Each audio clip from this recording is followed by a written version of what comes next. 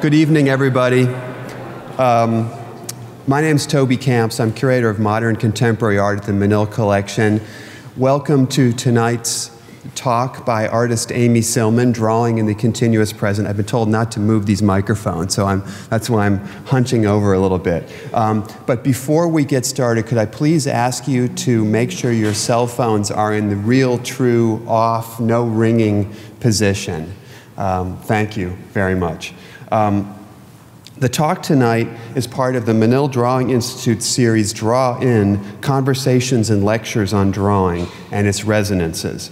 And for those of you who don't know about the MDI, the Menil Drawing Institute, it's under construction across the street behind me over there. And when it opens in October of this year, it'll be the first freestanding institute dedicated to the study of modern and contemporary drawing. And so far, Amy Sillman has represented the Menil's drawing collection with two wonderful works that we acquired late last year. This presentation is a collaboration with the American Academy in Rome, where Amy Sillman lived and worked for 3 months. We're very happy to have the director of the American Academy, Mark Robbins, here tonight. I'm going to say a few words about Mark, and then he'll come up and talk a little bit about the Academy, and then I'll introduce Amy.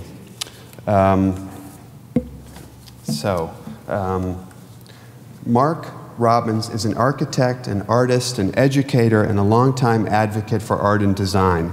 He is president of the American Academy in Rome, which is the preeminent overseas center for independent study and advanced research in the arts and humanities.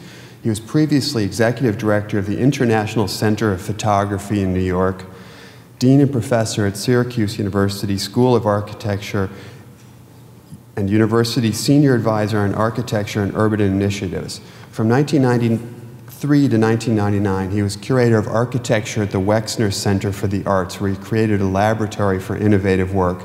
He was also associate professor at the Knowlton School of Architecture at Ohio State University.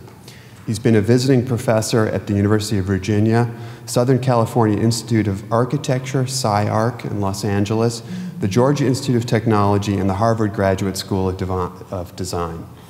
Every year, the American Academy in Rome awards the Rome Prize to a select group of artists, composers, architects, and designers, allowing them to live and work together in a vibrant community. So I will now introduce Mark. He'll say a few words, and I'll come back up and introduce Amy Sillman.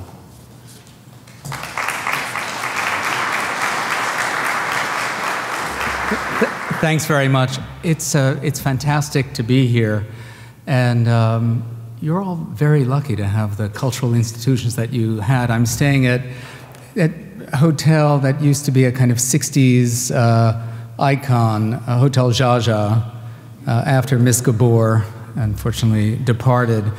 And just taking a walk in that neighborhood is remarkable. You have CAM, there's the Museum of Fine Arts, Menil. This is truly wonderful. So I'm very glad to be here, and this wouldn't have happened without the support and interest of the Menil Collection. So thank you, Rebecca. Thank you, my old friend Cheryl Golazinski, and thank you, Toby, for that introduction.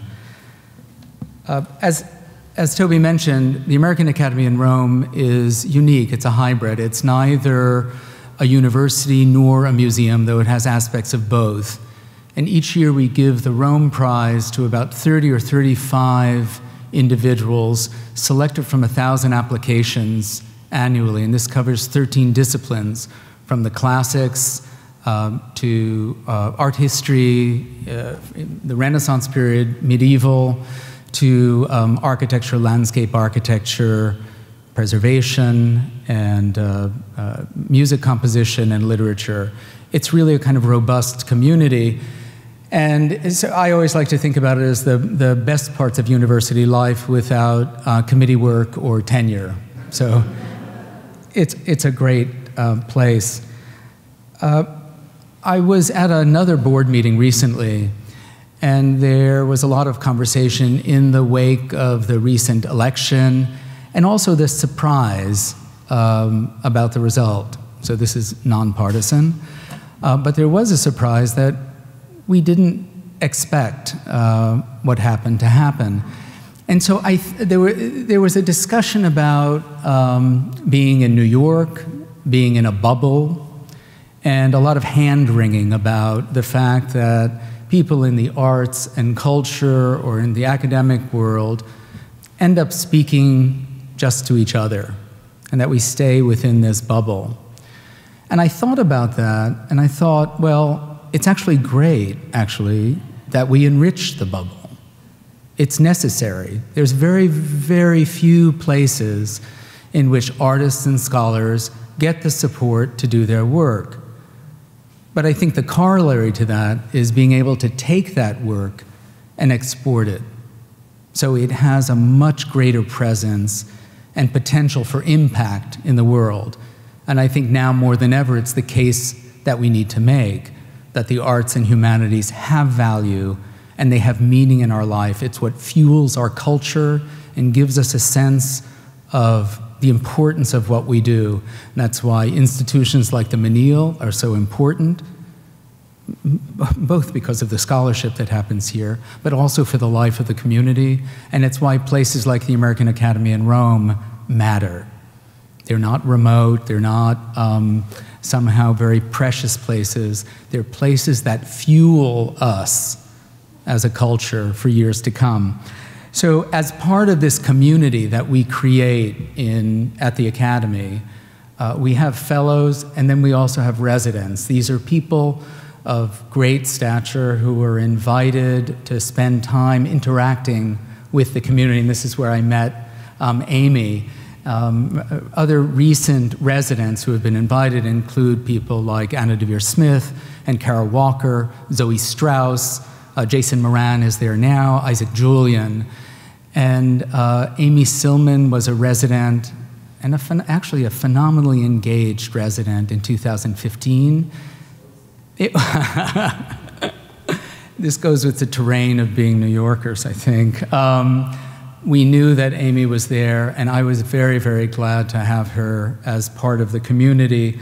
And I'm looking forward to seeing the work, which goes between figuration and abstraction, and also deals with culture, politics, and issues of identity in complex ways, which I think enrich us in the viewing. So, Amy, I'm delighted. I'm delighted to see the work in fuller profile. So with that, I'm delighted to be here. Please, I think there should be AAR magazines somewhere in this space, which you should take. It documents the work that we do daily, or the work that the fellows and the residents do. Please pick up a copy, and you'll see the current residents who are there now and the work that they've done. And I will turn this back to Toby for the introduction. Amy, congratulations. Yeah.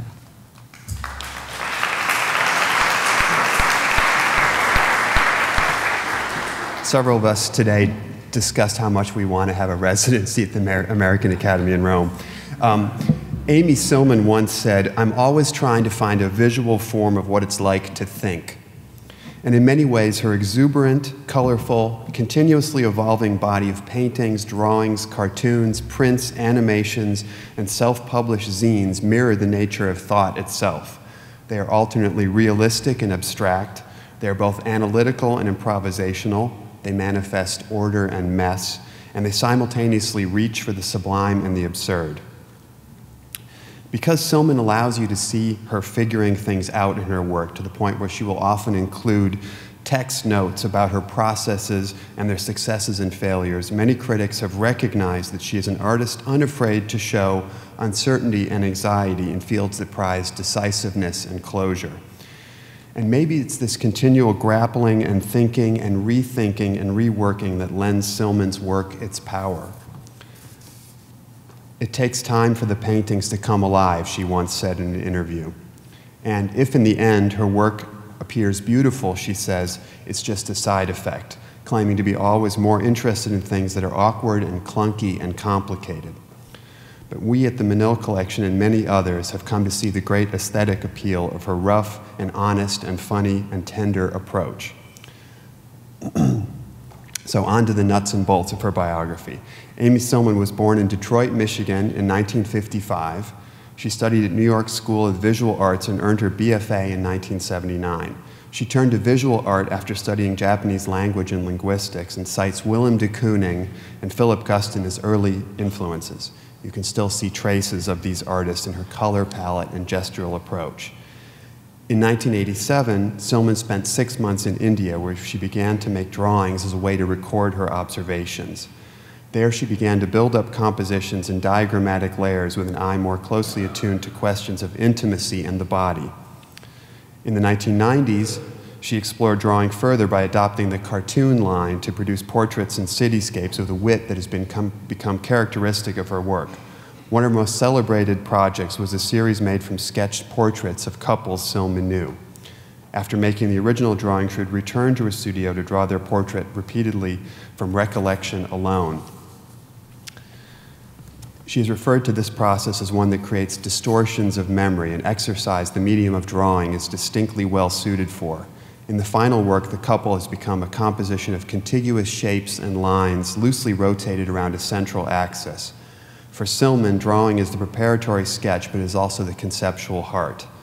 She earned her MFA from Bard College in 1995, the same year she was awarded a fellowship from the National Endowment for the Arts. She has been the subject of 2 major monographic exhibitions, Amy Sillman, Third Person Singular, of 2008, organized by the Hirshhorn Museum and Sculpture Garden, and One Lump or Two of 2013, organized by the Institute of Contemporary Art, Boston. Her work is held in the collections of the Museum of Modern Art in New York, the Art Institute of Chicago, the San Francisco Museum of Modern Art, and many others. She currently lives in New York and Germany, where she is professor at Frankfurt's Städelschule. So please join me in welcoming Amy Sillman.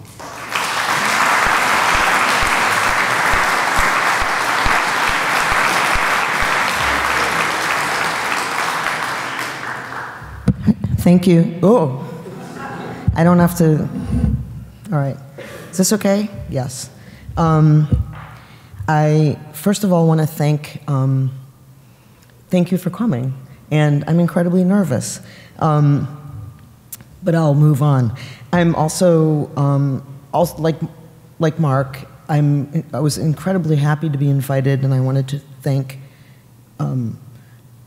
everyone at the Menil who engineered this. I think I first heard from David Breslin, and then it turned into Toby and Kelly and Tony and the other, Rebecca, and everybody I've met here today has been amazing, and the shows, the museum sort of blew my mind again like it did when I came here 15 years ago. So I really appreciate the invitation. I don't really know who I'm looking at, no one and everyone. But I also want to really thank both institutions, because the time I spent in Rome was incredibly important, and a work that I did there, I'll show at the end, which is based on Ovid's Metamorphosis, and I'm about to show it at the Drawing Center next week in New York, and it was born there for me. And I want to thank Peter Benson Miller, who was the person who invited me to go as a resident, and I'm really grateful to him for just calling me out of the blue. So thank you. Now on to the drawing. I appreciate, I'm going to read, sort of read-ish, talk-ish, because I can't do it totally off the top of my head. I appreciate the task of the talk to, as I understand it, shine light on drawing itself specifically. So I made this talk in 3 parts because I wanted to actually spread out a little bit, and I hope you'll not be bored and bear with me. It has, the first part is to look at drawing as an action and as a verb in the hands of 165 other people. So I'm just gonna like roll through that. The second part, I'm gonna look at drawing as a theory and a practice, a kind of materialist philosophy, and I'm gonna talk about Jean-Luc Nancy's writing on drawing and some other stuff. And third, I'll try to get at the end quickly through some of my own projects. I'm not gonna show paintings, and I'm not, because I just didn't have time, and I'm kind of weirdly concentrating on drawings at the end and that have to do with the part of my work. There's 2 parts to my work. One is really about abstraction and figuration and a kind of modernist doubt and working your way through kind of tragedy and comedy and vision and analysis and intuition. But the other part is really just about trying to find a democratic side thing that I can do embedded into painting. And a lot of those projects have been drawing-based. Anyway, we'll get to that, but I'm sort of showing a particular corner of my work, and I hope you'll, I don't know, bear with me, not run out the door. First, a little bit of an intro. Oh, that was that slide. Okay, first a little intro. I don't think I'm a painter. I've never understood myself to be a painter. I actually think I'm only a drawer.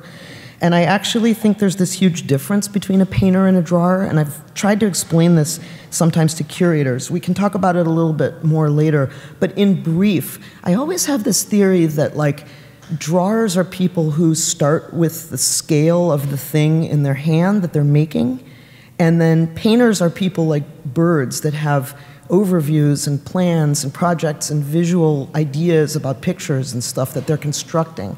And I think drawers tend to be people who don't quite know what they're doing. And this is debatable. This is my sort of private theory, and I don't want to go on about it, but I'm a beaver. And I think a drawer is more like an animal, a kind of landlubber who builds things from the ground up, stick by stick. And I love this quote. This is an old essay by Manny Farber, the painter, film critic, who in '62 wrote this amazing essay called The White Elephant Art versus Termite Art, where he tried to distinguish between art that is born and raised slowly and kind of eats itself and sort of nibbles the leaf from underneath versus the kind of masterpiece kind of thinking. And I think this is something to do with my sense of what a drawer is, that it's this kind of grassroots thinking where you're kind of building something while you go. And the weird thing about drawing is everybody draws when they're a kid, and then like when they're 11, most people say, I can't draw. So they all stop drawing completely, even though they still make doodles and diagrams on cocktail napkins, and they draw profiles of girls and hairdos, and they make little notes, and they scrawl stuff. But there's this weird thing where there's this division that occurs, like, I guess it's around puberty. It must have something to do with sex. But basically, like, at some point when sex comes in, most of the people are like, I can't draw. And the rest of them sort of keep drawing. And so there's this weird power in drawing, which is that it's sort of, on the one hand, sort of this magic thing that some people can do, even though actually everybody can do it, because they all did. Literally, you all drew. And then at the same time, the weird power of being able to do that thing is tied to this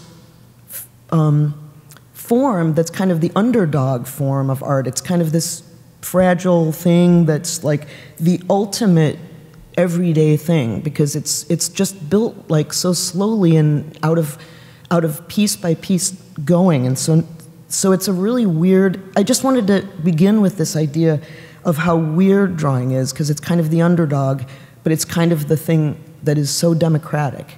And then in some ways, some people say they can't do it. It's a really funny form. Because it's so weird and it occupies such an expansive space, I thought that rather than starting with me, I would collect images of other people, and I would simply ask you to look at this scroll of slides that I'm about to show you, and I'm not going to say who everyone is, but I carefully assigned a verb to every single person whose slide is in this role, and all of them are performing what I would say are drawing operations. And I wanted to kind of, you know, like it's actually known when you teach drawing to beginners or to anyone that after about 10 minutes, your brain actually changes over to maybe the other side of your brain or maybe just another part of your consciousness. But if you don't talk and you really just get into a kind of hypnotic drawing space, zone, you sort of get into a different headspace. And I actually thought, I'll put you in this headspace by just showing you a whole bunch of options in the expanded field that is drawing. So now I'm going to show them to you, and I'm not going to say who's who. So just don't sit there and go like, oh, that's by de Kooning and that's by Janine Antoni. Don't do that. Just watch watch the operations. And, you know, Freud described the process of free association as looking out of a train window as it moves along. So just look at this thing. I don't even think I should. I think I'll tell you the verb, but I'm not going to say who it is. So just get into that zone. So here's what drawing is in part: to mark, to stroke, to gesture, to scribble, that's funny, to scrawl, you've come to the right place, to scratch, to hatch, to stain, to brush, to shadow, to silhouette, to layer, to synthesize, to interrogate, to record, to concentrate, to construct, to design, to study, to wash, to mark, to doodle, to demarcate, to sign, to signify, to design, to line up, to scroll, to squeeze, to underline, to pattern, to enmesh, to thicken, to embellish, to adorn, to inscribe, to graph, to lay out, to compose, to rejigger, to elaborate, to invent, to diagram, to map out, to point out, to plot, to plan, to envision, to configure, to enlarge, to spatialize, to slice, to mesmerize, to maximalize, to territorialize, to demonstrate, to stage, to choreograph, to animate, to profile, to instrumentalize, to perform, to recall, to narrate, to chronicle, to textualize, to exhort, to proclaim, to tag, to calligraph, to alphabetize, to encrypt, to sublimate, to desublimate, to hallucinate, to echo, to imagine, to estrange, to express, to extrude, to intensify, to blow up, to liquefy, to shine, to irradiate, to discharge, to pop, to cartoon, to imagine, to illustrate, to reanimate, to jot, to interrogate, to remind, to puncture, to ponder, to outline, to frame, to alter, to rearrange, to cut up, to reconstruct, to cover, to reframe, to edit, to attach, to pare down, to abstract, to delineate, to denote, to examine, to embody, to release, to suggest, to daydream, to sketch, to characterize, to picture, to portray, to depict, to observe, to describe, to show, to reveal, to project, to remember, to fantasize, to narrate,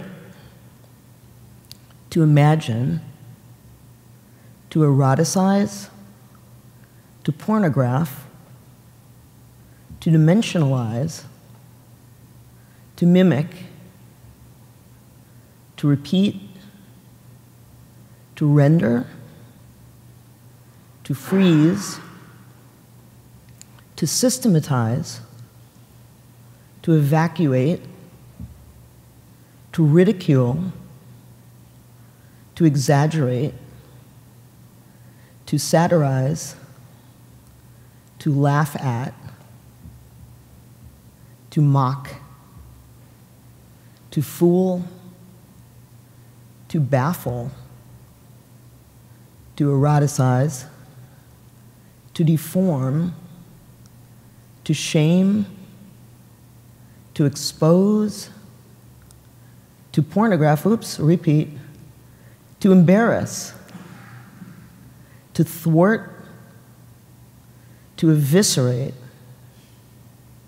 to condemn, to efface, to strike, to erase, to cut.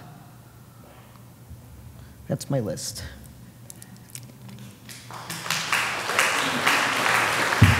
Thanks. Okay, Act 1 is over. Part 2. Where are my notes? Okay, so this part I'll actually like sort of read-ish, and then this third part is totally winging it. First, just a caveat, I know that drawing and painting aren't exactly the same thing, but in these notes on drawings, I often take the liberty of using the term drawing and painting interchangeably, which I think is sort of my problem, because I started from studying Japanese, as Toby mentioned, which will serve this study of calligraphy and gestural brush writing when I was a student, will serve as my degree 0 for drawing, for thinking about drawing. Because in calligraphy, writing, drawing, and painting come together. I studied Japanese language and literature before painting, so I moved into painting basically because it was the same methodology, but for a different purpose. And calligraphy seems like you could think that it was more like painting instead of drawing because it's done with a brush and with a liquid, but actually I think calligraphy's methods more resemble what we would think of as drawing, partly because it's often monochromatic. It's brushed directly onto a blank surface, which is really important in drawing. The blank surface is kept blank and empty, and that's actually a really important part of thinking about the drawing, is the empty space. And the emptiness is used formally. And the scale of drawing is constrained by the hand, by this sort of part of the body doing the marking, or the scale of the body to the tool. Also, like calligraphy, like drawing and painting, is both a personal and an historical form of expression, a place where signs, pictures, and the world come together. Chinese and Japanese language are themselves, especially Japanese, combinatory systems for both symbols and gestures, and also sonic syllables. Ideograms, phonemes, all are present in Japanese writing. And calligraphy, so therefore calligraphy is kind of this aggregate form to begin with that complicates the distinctions that you might have between a picture and a text, or between an expression, an expressive gesture, and an abstraction or an analytic gesture.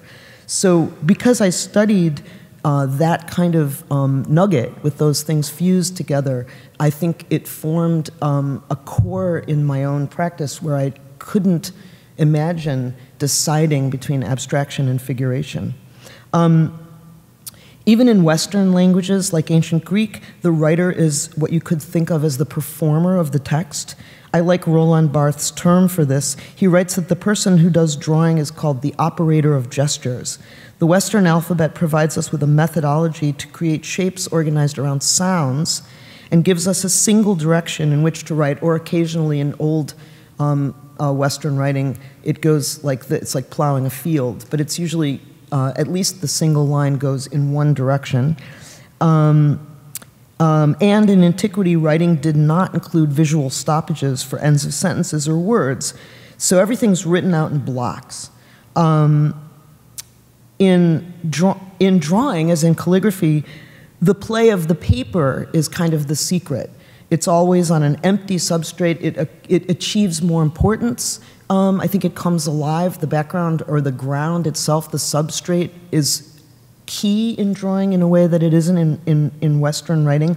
And the emptiness, this emptiness that I'm talking about, is orchestrated and choreographed and formally organized along with the marks and the lines that are its partners. Speaking of partners, the ancient Chinese conceived of the brush and the ink as intimate partners, seen anthropomorphically as being in a sexualized relationship, heterosexual, I suppose, or a division of labor. This is actually not a two-way but a three-way relationship, but rather than the third player being the artist, as you would imagine, in traditional calligraphy, the third player is the breath. The breath is the most important third element that mixes together with the brush and the ink. Francois Cheng, who wrote this wonderful book called Empty and Full, The Language of Chinese Painting, notes that, quote, failure to capture the breath was the very sign of mediocre painting, unquote. Every bit as alive as a body that can breathe, calligraphy is therefore literally a process of material being inspired. And in calligraphy, value is placed on how well the calligraphy expresses the intimacy, relationality, and vitality of being alive. So it is about enacting living. Drawing is equally alive, an art form whose very grammatical form is the gerund, the ing, an action, the action of making marks on a blank ground with a tool and with your body. The body part that, isn't this funny? Amazing. The body part that moves the tool can either be the hand, arm, torso, foot, or could be your leg, or it could be your hair. I thought it was amazing to find this beautiful rhyme between Janine Antoni's hair painting on the right from 1992 and this old Chinese calligrapher whose name is Jin Rei from around 700, who was called Mad Zhang, who famously drew with his hair while drunk. As drawing is a three-way relationship between substance, a drawing is, therefore, a three-way relationship between substance, surface, and body. It activates the relationships between the eye and the hand and the tool, the body and the drawing surface, the elements of the drawing itself, the drawing marks on the empty page, and between the eye of the artist and what lies beyond what the artist can actually touch.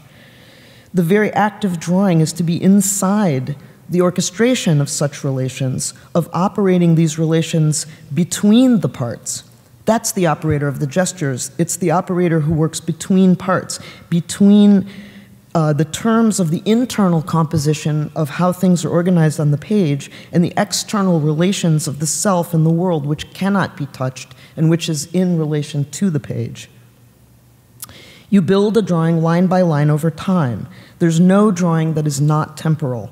Fragile, instantaneous, in a state of flux, all drawing is of the moment. You are looking, acting, and reacting while you are thinking and feeling, both analytically and instinctually. The drawing itself is simply the residue of such relations, making them visible and showing how they linger together.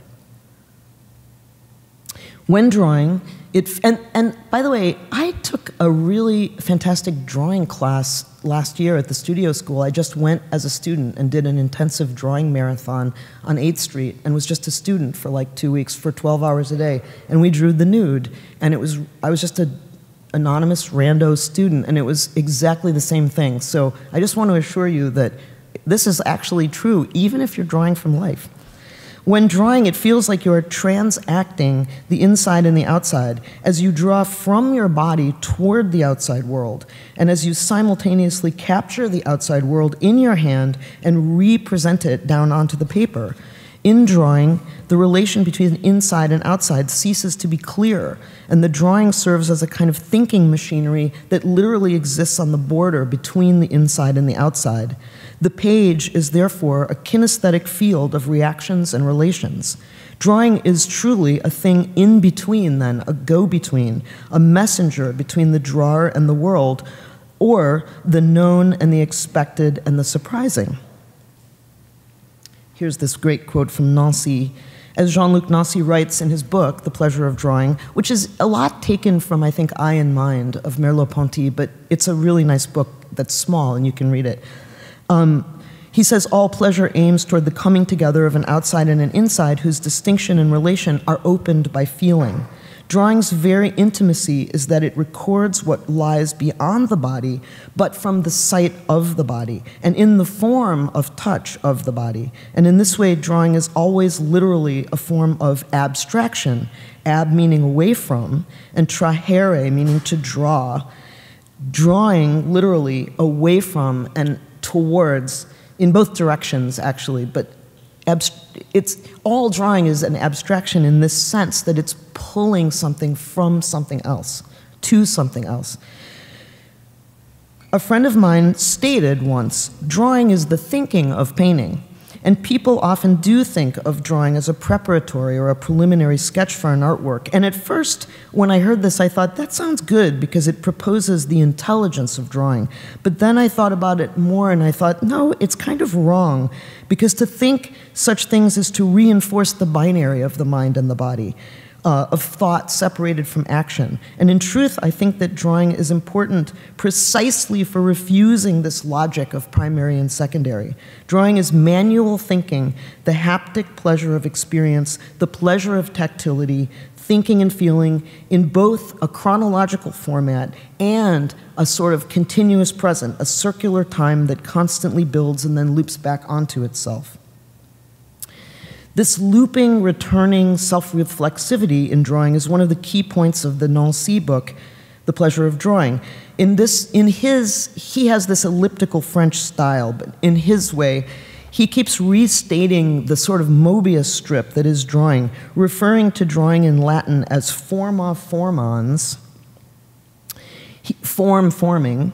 He then says that drawing opens form by forming form, showing us the formation of form given in a form in order to form itself. And that, quote, the thought of a form forming itself, or, quote, a formative principle, or else the formation of the form of the thing. So drawing, in his sense, is a form that is in the process of forming, informing, reforming, transforming. His book's insistence on the process of drawing, rather than the drawing object itself, foregrounds the sensation involved in drawing, the feeling and fact of simultaneously thinking, touching, feeling, and looking. You could say this about any art form like dance, which is also a kinesthetic form that expresses itself as it goes along in time. But in dance, it's impossible to see oneself while doing it. While in drawing, you look at your own hand, and you have this feeling of working from within and looking out, seeing. I wonder if I have the wrong slide. Well, we'll just don't worry about it. Seeing one part of your body doing something. oh well, never mind, while your mind is thinking it or thinking something else simultaneously. One of the specific pleasures of drawing is to feel sensation and development in place of or in addition to cognition. So many people, myself included, feel like we can only think when we have a pencil literally in our hands, as though the hand was like the brain. And I do think that people who are really drawers, besides being patient little beavers, are also, in particular, a kind of desperately tactile person, a person who needs to touch something that's moving while they're thinking, or needs some kind of tactile conduit. I often feel like drawing is the tool itself that's literally the thing between me and the world. The drawing is the mechanism through which I think the world. Drawing is, in fact, a form of organizing these parts, both in terms of, oh, I've already said this, the internal composition. Sorry, one paragraph got doubled. One looks at one's hand while writing, too, of course, but that format has an expected outcome, since handwriting uses a rehearsed alphabetic form, or a set of characters, and you move in one direction. And also, like cursive, they almost don't even teach it anymore, so there's this kind of block handwriting that everybody's kind of writing in, or of course they're texting. But to draw, which is sort of like writing a letter, is to watch oneself doing something which is both progressing and digressing at the same time. And that is the intensity of drawing, that you can both build and take away, and you can always get back to the paper. John Berger wrote this beautiful thing. He said, "Paintings with their colors, their tonalities, their extensive light and shade compete with nature. They try to seduce the visible, to solicit the scene painted. Drawings cannot do this. They are diagrammatic. That is their virtue. Drawings are only notes on paper. The secret is the paper. The paper becomes what we see through the lines and yet remains itself. The paper lends itself to becoming tree, stone, grass, water, cloud. Yet it can never for an instant be confused with the substance of any of these things, for evidently and emphatically, drawing remains on a sheet of paper, a sheet with fine lines drawn upon it." Drawing, in fact, invents points and lines that do not exist in nature at all, as a very means to represent what is outside the page. What is on the horizon line, for instance, or the vanishing point, which doesn't exist, or volumetric shading, it doesn't exist. These are the best possible notations or schema to bring the page into a vague resemblance of the world beyond the page. The drawing format is the means by which we recreate the model of experience in space or time. To draw enters us into the actual formation of relations performed in the continual present. A drawing is always a performance enacted for the drawer herself, even if no one is watching, as she watches the drawing forming at the edge of her body's physical reach. Drawing is like speaking and like reaching at the same time. In this sense, drawing is like a speech act, except that it is literally a gesture act. It is always, to some extent, made up, an open and chancy formation. It is an inherently improvisational act, even when it follows a grammar or a set of rules. There is nothing in drawing that is literally rote. You cannot memorize it.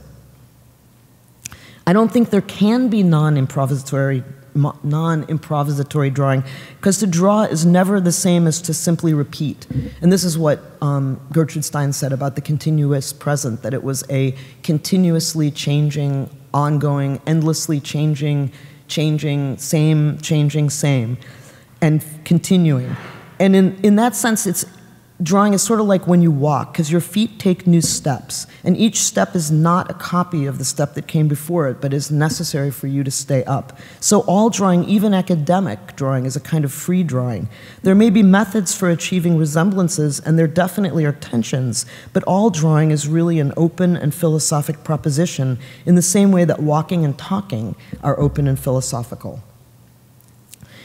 A drawing is generally something that defines itself as the foreground of a positive-negative relationship in which the background is blank, whether this background is the natural wall of a cave or a blank piece of paper. The drawing asserts a positive charge framed by its negative ground, a field, a literal force field, but an empty one for containing or framing the gestures within it. Here's where drawing is different from painting. In a painting, the background is already treated. Whether glued, primed, shaped, stretched, or however addressed, it is already an object, and it is not neutral. The background of a drawing, even if it carries a charge, like a luxurious piece of silk or a smooth coated piece of paper, serves as a kind of given, a field. It supports the drawing, and it can be ignored if one wants to ignore it. This blankness sets off the gestures on top of it, bringing a kind of consciousness or being to the activity on top, or underlining an unconsciousness or non-being on the background. For Taoist and Buddhist calligraphers, the very concept of non-being was of importance and was far from arbitrary. Indeed, emptiness was a philosophy integral to Chinese painting, and indeed also a concept relevant to many, obviously to many modern artists. But one can generally observe that a characteristic specifically of drawing is its form of pulsation, a form in which a rhythmic plus-minus relationship is the issue, which is choreographed or manifested.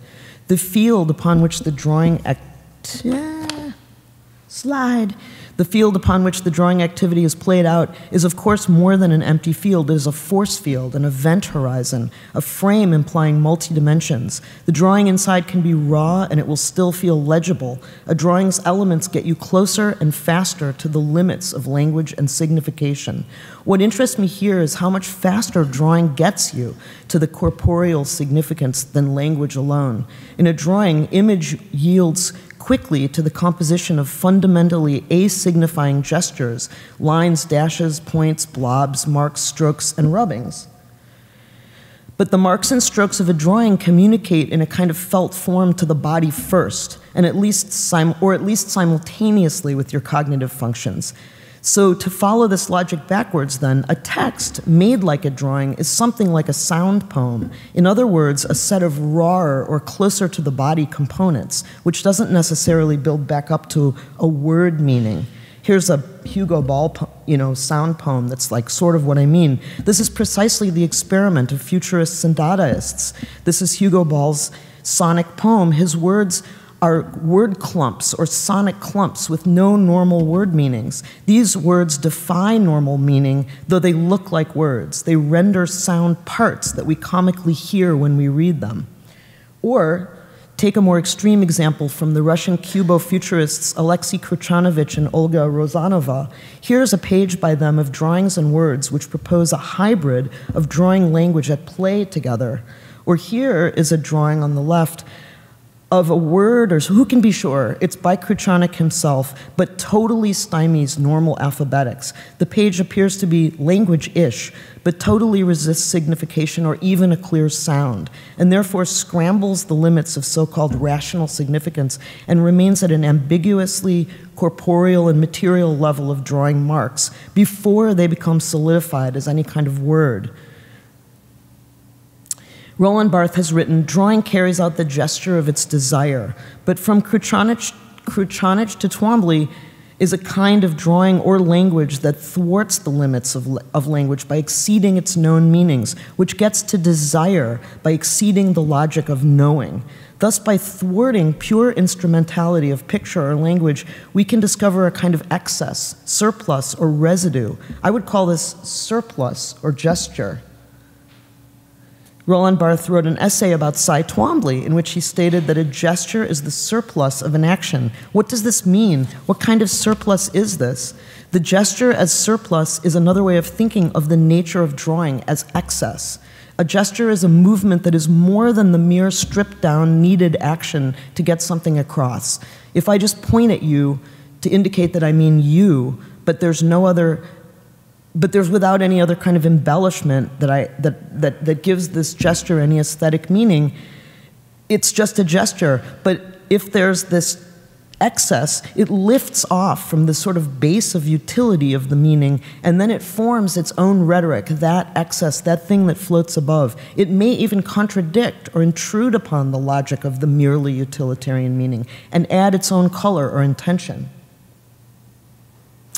This is where irony and camp occur, when the surplus totally contradicts the base. Excess is precisely the quality of this meta-language, one surpassing utility, forming a grammar of gestures which carry forward their own meaning, and the drawer runs with it. The drawer works with these gestural surplus as their own language and meaning on top of the world from which it is lifted, like a diagrammatic three-dimensional meta-language. Drawing then, is not necessarily a practical or purposeful thing to do, but an individual style of action exceeding the limits of functional signification. Each artist's grammar of gestures exceed their merely utilitarian needs.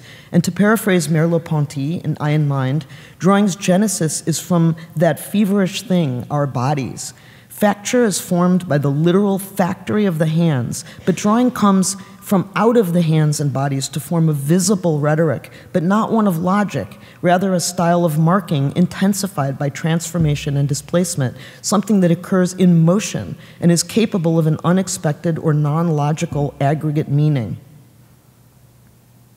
Nancy makes a beautiful distinction between signifiance and signification. Signifiance is that which has to do with the meaning that emerges directly from the body and stays close to the body, as opposed to the sign which takes off from the signified.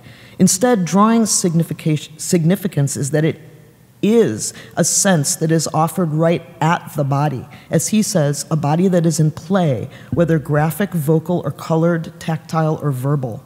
For me, this is the pleasure and the desire embedded in the process of drawing, to maintain an intensity and an expressive alertness, but without a specific functional goal.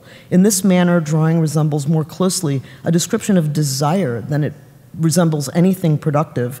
And to just end this section, I took this quote, because I was thinking about desire, and I took this quote from the philosopher Elizabeth Gross, who wrote this essay in 1995 called Animal Sex. And in the essay, she's describing the actions of mating praying mantises. But in the passage, every time she took the word sex, I took it away and I put drawing. And I think it sort of literally sums up everything I'm saying. Drawing experience is uncertain, non-teleological, undirected. It upsets plans, intentions, resolutions. It defies a logic of expediency in the regimes of signification. Its temporality is neither one of development nor that of investment, nor is it a system of recording or memory. The memory of what happened may be open to reminiscence, but the intensity of drawing, the sensations of voluptuous, the ache of drawing have to be revivified in order to be recalled. The status of drawing remains precarious. Oh, that's a different quote. Okay, that's the end of that section.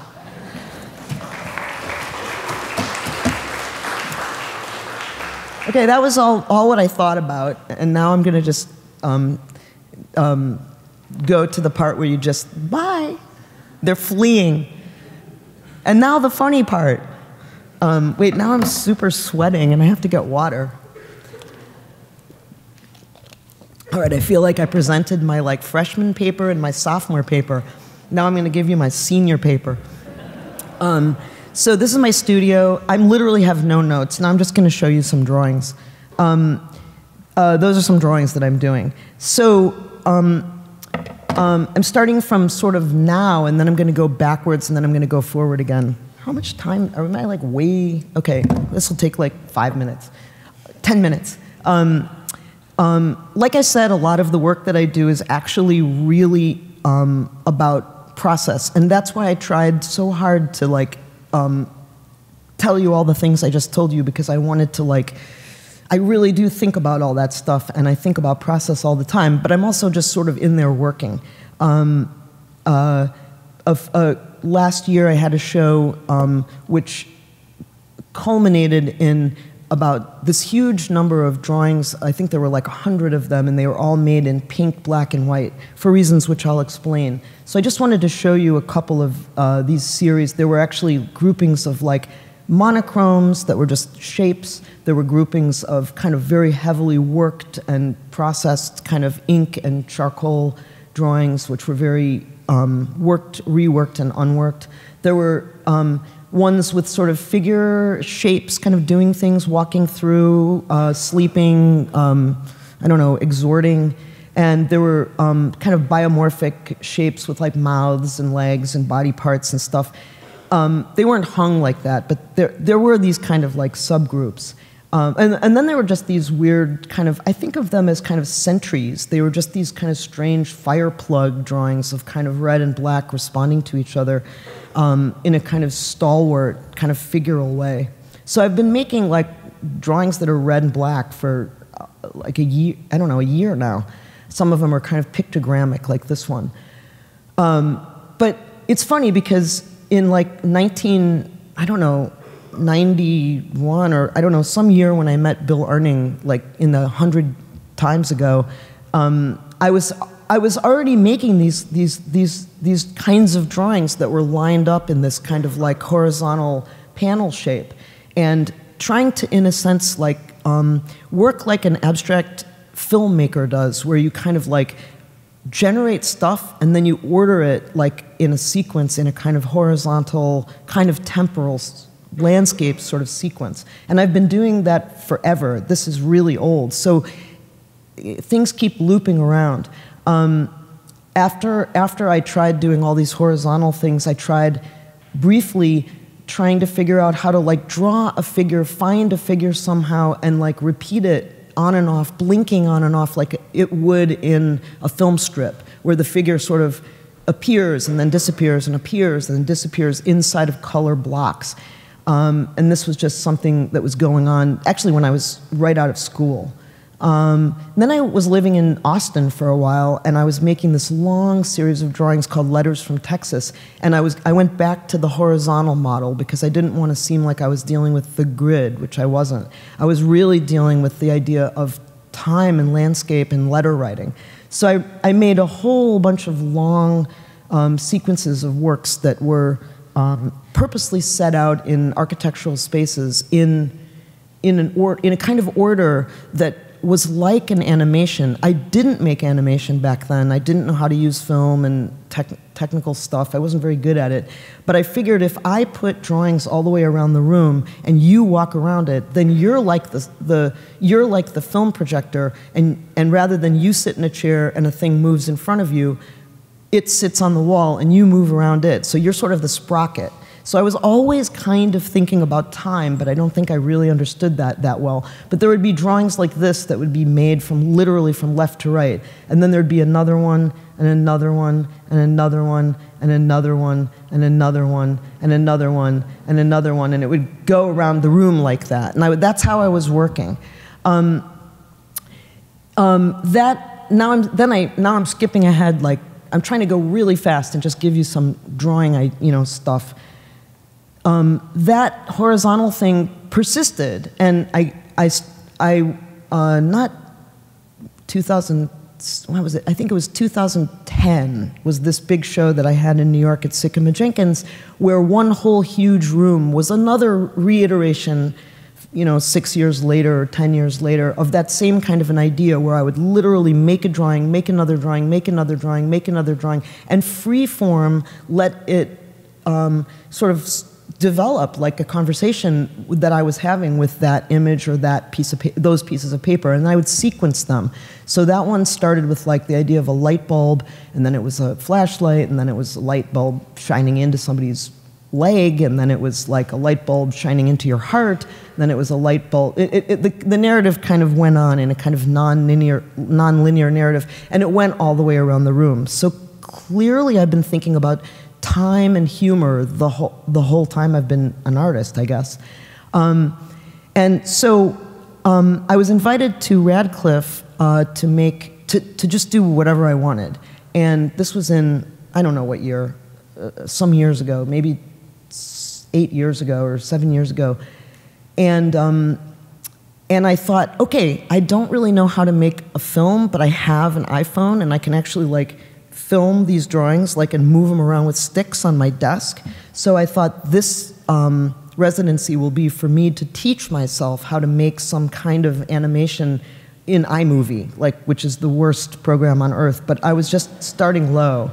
And so I took all the drawings that I did and I made them into a story. And then it was an incredibly euphoric experience, because all the things I've been telling you about, this in-between space and this, and then these poles and this mediation machine, were incredibly profound to me, because I would draw, then I would write the script, then the script would affect the drawing, then the drawing would affect the next script, and I would sort of build a machinery of working between image and language myself. So I made this very sad film when I was there. That was the first one. It's really not well made, but it's kind of a beautiful animation, and it was the only one I've ever done that I filmed the drawings rather than later I just always drew them digitally, but I'm just going to show you like a minute of it because it sort of gives you the plot. And it was silent.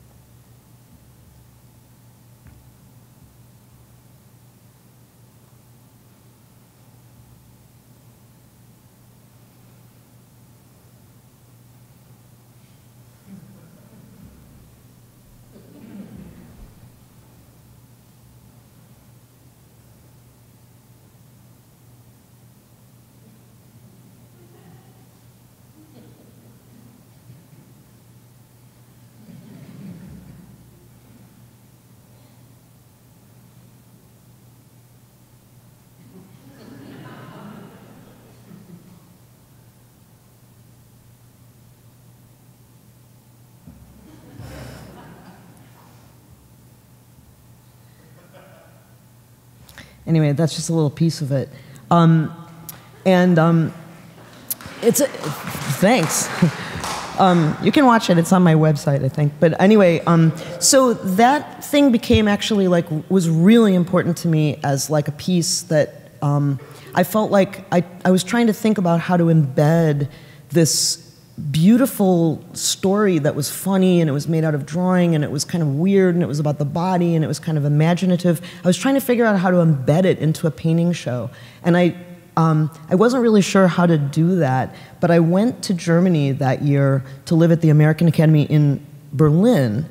And I had this big painting show at the end of the residency, and I decided, that's the picture of that thing, because I kind of have a good picture. I decided to write an essay about the diagram and the meaning of diagrams, and to put it into a zine, which would cost €1, and just stick it in with the thing, in sort of the same spirit as putting a film in with paintings. So I put it in there, and it was a huge success. And we actually lived at a fancy place where we all had really fancy dinners, and we were given seating assignments. And so I spent like every night like totally making fun of all the people that I was sitting with and writing these kind of little thumbnail portraits of them and making up, like in this, I made up names for them and I made up like whole scenarios of who likes who and what they're doing. I mean, we're not going to stop and read them, but they're actually kind of mean and funny. And it sort of dawned on me that I was doing this funny thing at night and I was doing these serious abstractions during the day.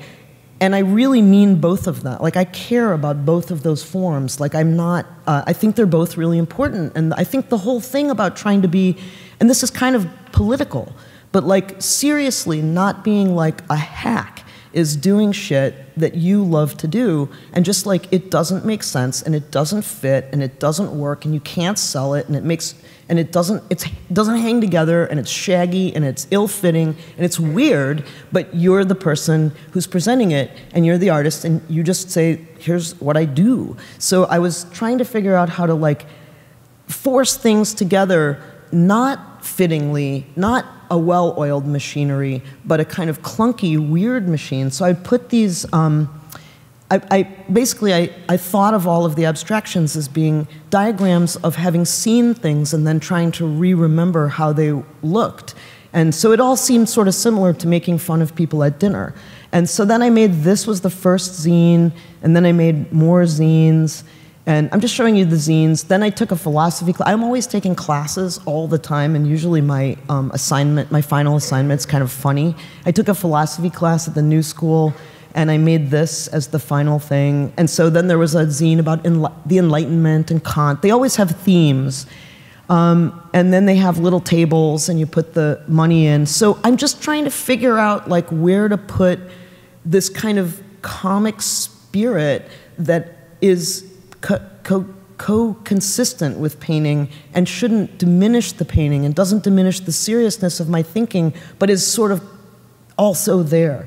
But because I'm always trying to figure this out and like work out this puzzle, it gets into my head. So then I thought, okay, I'm making cartoons. I'll make a cartoon, but I'll work with a serious poet. So I made this is also too long to show you, but I'll show you a clip. I decided this was my chance to work with people other than myself who write. So I started contacting modern poets and asking them if I could make animations to their poems, and then I would read them. So that was, I'm still doing that. But anyway, this was just a piece of a poem.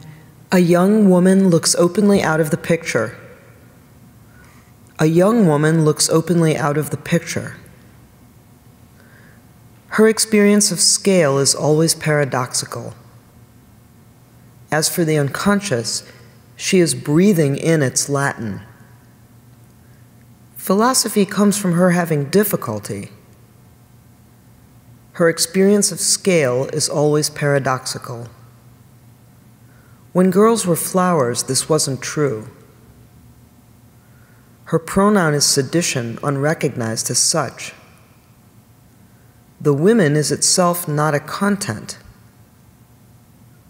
Her voice turns towards weakness and shame, and it pours down her face. When it comes to flowers, she is parody.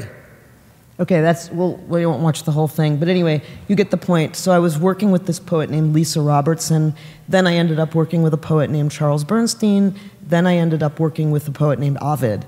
But we'll get to that in a minute. But in between, anyway, what was happening was that this machinery was kind of slightly changing as it was growing, because the more I started to figure out how to make these animations, they were affecting my paintings in a sense, because I was painting more paintings faster, or I was painting the layers really quickly, and it was kind of blockier because it was reminding me of the pleasure of drawing on a computer. So, like, the thing on the left is a still from that animation, and this thing on the right is an oil painting that I made from the still, from the poem, from the person.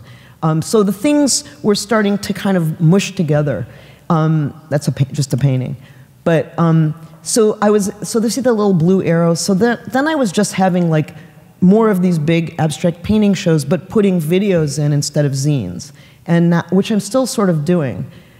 And I think we don't really have time for that much. I'm going to go faster because I think it's a little bit boring, but I'm not going to show you that particular animation. But there's been a number of animation projects which have existed as a kind of interrogating machinery for painting, and I also sometimes print all the images of the stills of the animations out, and then like hang them in giant rooms and like put them all together with the video, so that instead of being hung together with paintings, sometimes the animation itself kind of spawns a whole room of drawings, which are then shown as a group. Now, meanwhile, and this is just to go a little bit more complicated. Meanwhile, I also just still make drawings. So I've been making these, regular drawings in my studio for years, as well as all of that funny stuff. And, these are just some drawings that I made one year that I was really happy with, and I decided to print them onto canvas and then draw on top of them with more stuff. So I had a show in Paris, and I showed a little test thing of these works, which were silk-screened onto canvas and then painted on top of to change them.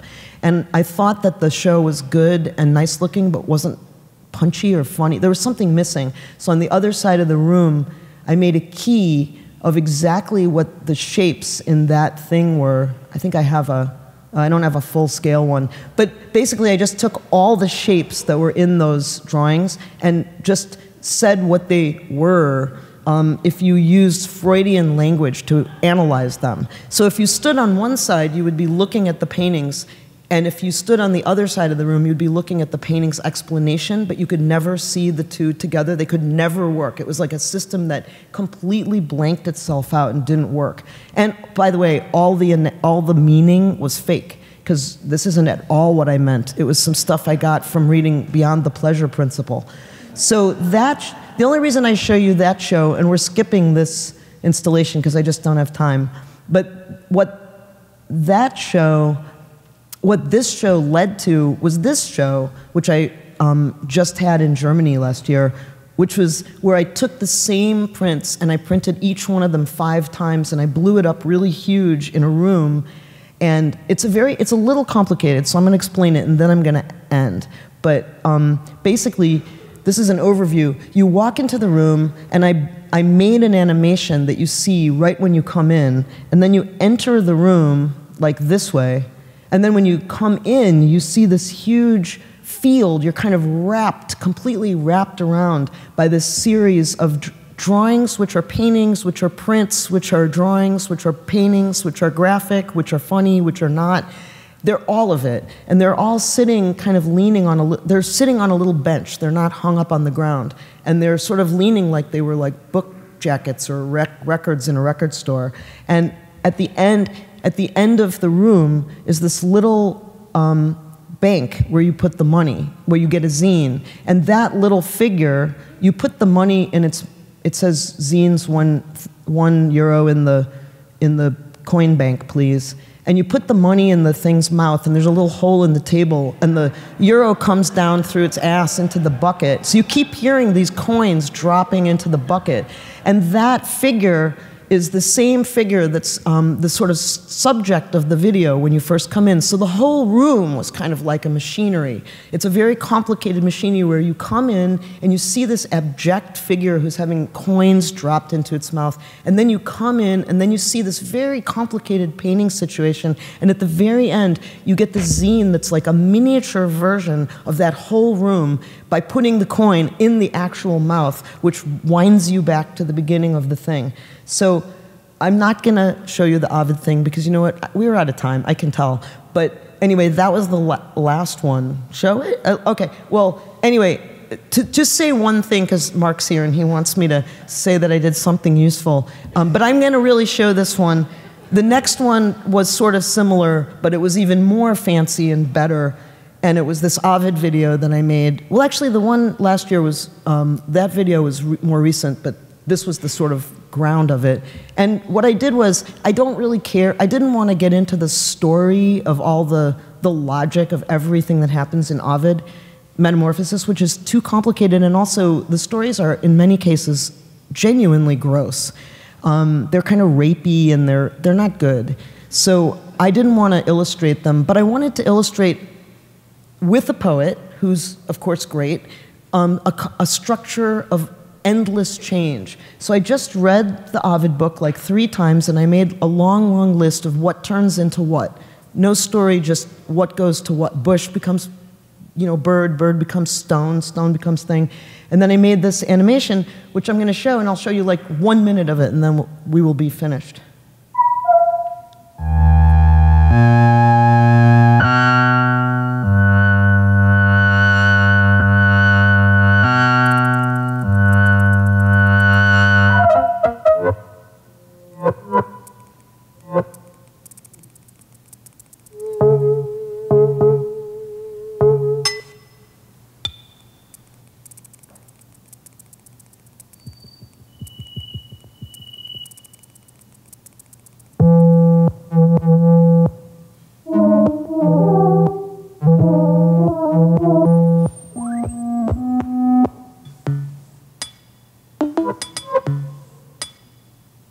That's it.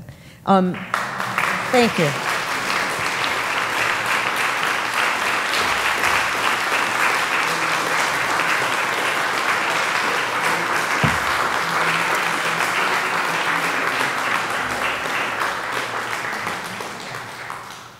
Are there questions of these things? Yes, we can take some questions. I have a mic here. Anybody? I mean, I don't want to belabor you or your time. But I mean, I was trying to cram in so much on purpose. Right here. Yes? Evan. What's the best drawing show that you've seen recently?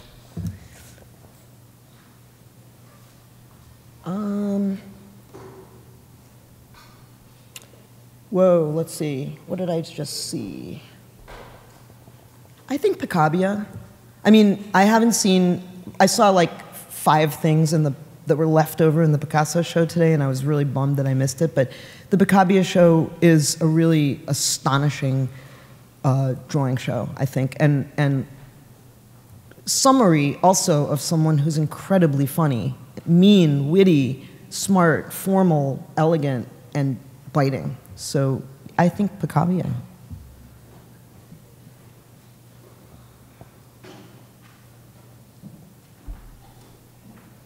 That's the only question. How much do you weigh? I enjoyed hearing you toggle between talking about, I'm over here, hi, talking about drawings and diagrams, and I'm wondering if you could talk a little bit more about your view about how those terms overlap. Is there one that's like a primary term or an umbrella term and a sort of secondary term?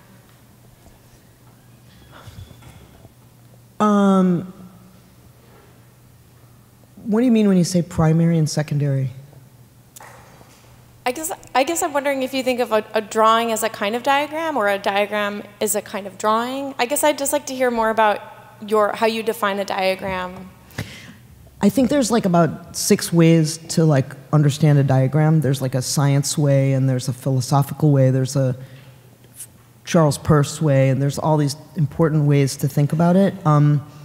There's also the way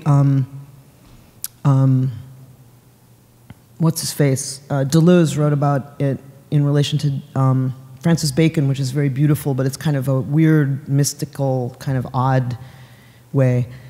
I just thought of a diagram like I was kind of saying, just to say sort of again, I realized that I was literally making diagrams because they were funny. Diagrams is just like a way to summarize information, and when you're a satirist, you can just use the diagram to give it sort of logic, but actually you're being very twisty. And then I thought, like, when I look at something, I'm synthesizing memory and visuality and my own kind of invented gesture. And I realized that, like, it's not unlike the experience, it's not unlike the process of classic modernist painting like Picasso and Matisse, where you're sort of building an analog world that's not really precisely classically mimetic, but it's also not just from it's not a design.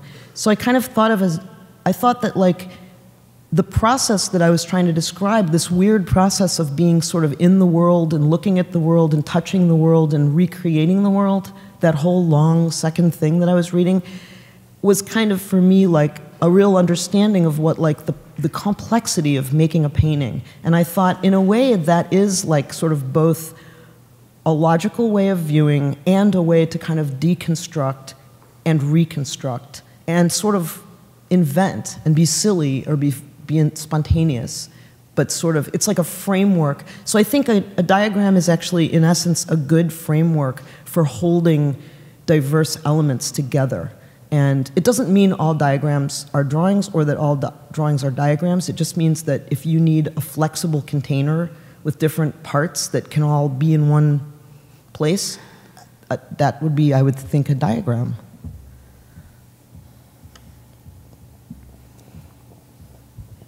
Hello.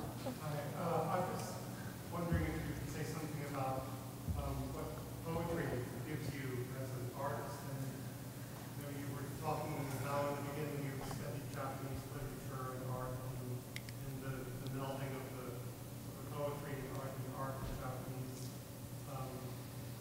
culture, and then your deep involvement with poets, Charles Bernstein. And others.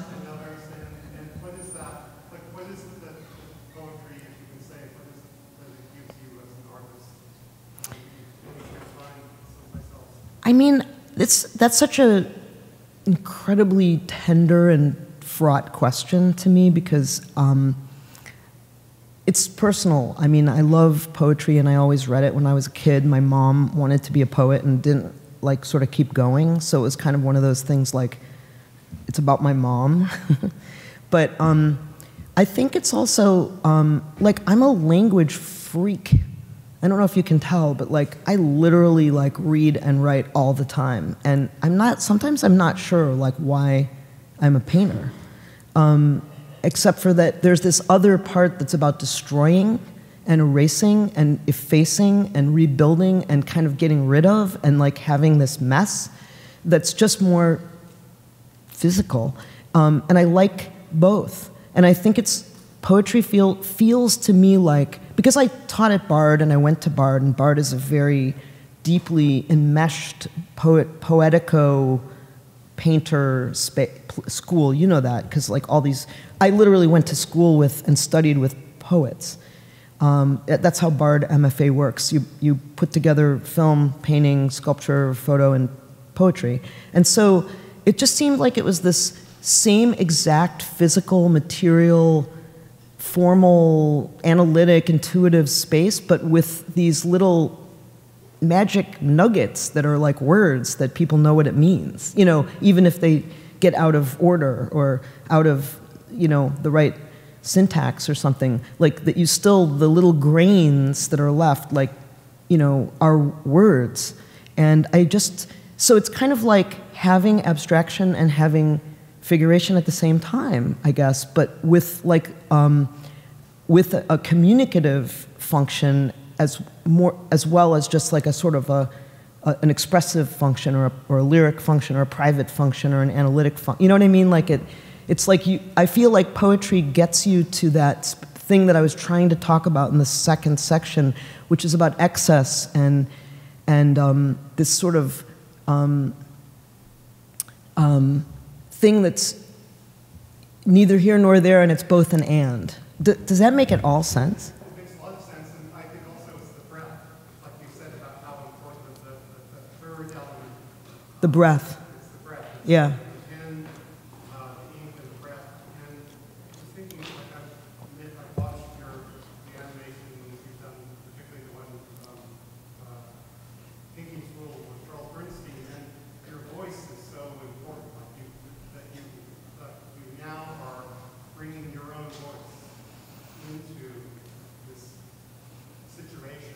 Yeah. It's not just what you draw with your hand. It's not just ink. It's not just you do with your finger on the icon. It's also the voice, and that's the breath. Yeah. Well, I mean, I read projective verse. You know, I mean, like, you know, I kind of, you know, I know that, like, yeah. I mean, there's this. You guys know this. There's this whole manifesto by, is it Olson or, yeah, and it's called projective verse, and it's about this sort of sense that poetry is this form that like rides out of the body on the breath, and it's really fast, and it comes out and it like hits the world in points, and those points where they exist kind of create like a kind of space that you then like, you kind of create like a polyhedron with the words when they hit the ground. I mean, that's not quite right, but anyway, all that kind of stuff means a lot to me. I mean, I think about that stuff all the time. Anyway, all due respect to the poets. And now I want to make one with Sappho. Anyway, I feel like, are we, oh, yeah? Yeah. Sorry, in the back. Yeah, one more. Is that okay? Yeah. I was wondering how your relationship to material and mark making changed as you moved to the digital realm, and when you started, or if it did, or at all. Well, I'll just say one thing, just to keep it really brief. I have this whole other lecture that I gave about color, where I was like, digital color has no weight. I hate that. And so, like, it changed in a way that was both good and bad. I really prefer to hold something in my hand like this. But weirdly, poetry has no weight either. I mean, you know, it's sort of like language. So it's just about working with, it's not that different, but it's about working with your finger and with no weight and in that kind of airless weirdo space that's neither here nor there and can go backwards. But the material is just kind of, actually digital materiality is annoying, you know, because it's not real. I'm kind of old-fashioned, so that's the answer.